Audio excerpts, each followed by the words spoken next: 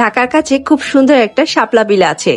এই সুন্দর শাপলা বিলটা হলো 300 ফিট পূর্বাচল জিন্দা পার্কের কাছে। এরকম সুন্দর একটা পরিবেশ পেতে হলে আপনাকে অবশ্যই সকালে রওনা দিতে হবে। আমরা ভোর 6টা রওনা দেই। ঢাকা কুড়িল বিশ্ব রোড থেকে আমরা সিএনজি ভাড়া করি। সিএনজি ভাড়া নিয়েছিল 500 টাকা। 6:45টার দিকে আমরা পৌঁছাই জিন্দা পার্কের দিকে। জিন্দা পার্কে থেকে 5 থেকে 10 মিনিটের মতো রাস্তা পদ্ম শাপলা বিল। পদ্ম শাপলা বিলে এন্ট্রি ফি ছিল 50 টাকা। নৌকার জন্য সিরিয়াল দিতে হয়েছিল। নৌকার জন্য 1 ঘন্টা 300 টাকা। আমাদের সিরিয়াল ছিল 74। এই নৌকার সিরিয়াল পেয়েছি সকাল 9:30টার দিকে। সো বুঝতে পারছেন কতক্ষণ আমরা ওয়েট করেছিলাম। গেটে ঢোকার আগে আমরা শাপলা ফুলের তোড়া কিনেছিলাম মাত্র 50 টাকা। আবার এখানে দোলনার জন্য অনেক বড় লম্বা লাইন ছিল। তারপর আবার প্রচন্ড পরিমাণ গরমও ছিল।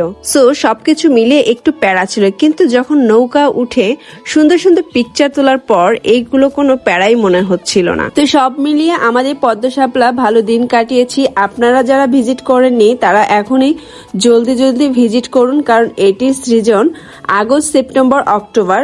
তো জলদি জলদি আপনারা ভিজিট করুন। আজকে এই পর্যন্ত, টাটা, আল্লাহ হাফেজ।